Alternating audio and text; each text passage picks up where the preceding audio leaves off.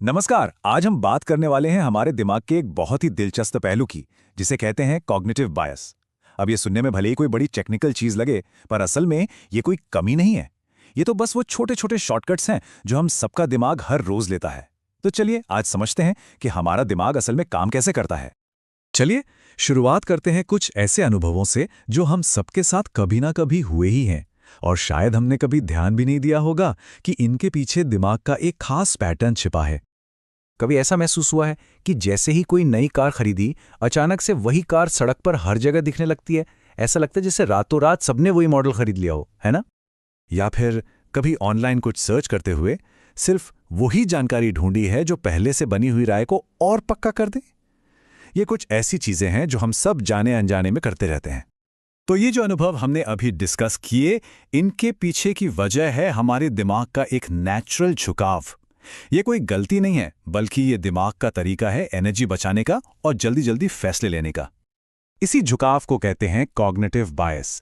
आसान भाषा में कहें तो ये हमारे दिमाग का चीजों को अपने नजरिए से देखने का एक सेट पैटर्न है, जो जरूरी नहीं कि हर बार 100% लॉजिकल हो।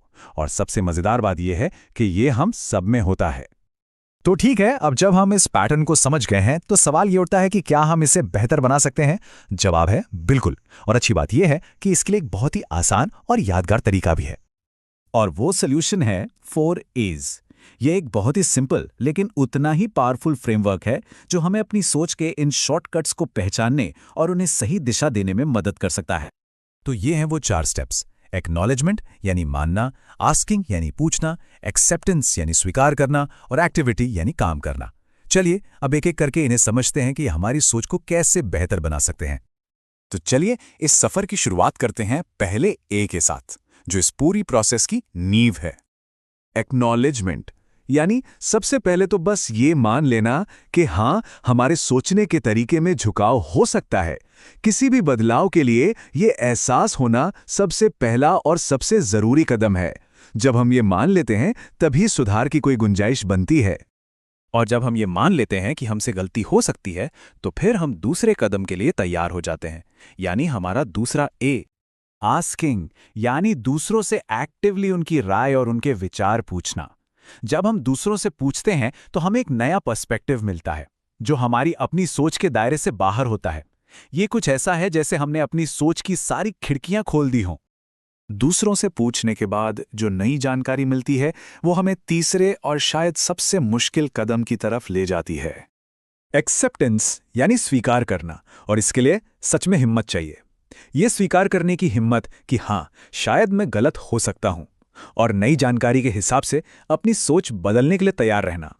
और जब हम गलत होने की संभावना को भी स्वीकार कर लेते हैं, तब हम आखिरी और सबसे एक्शन ओरिएंटेड स्टेप उठाने के लिए तैयार होते हैं, एक्टिविटी यानी काम करना। इसका सीधा सा मतलब है कि जानबूझकर ऐसे सबूतों को खोजना जो हमारी मौजूदा सोच के एकदम खिलाफ जाते हों।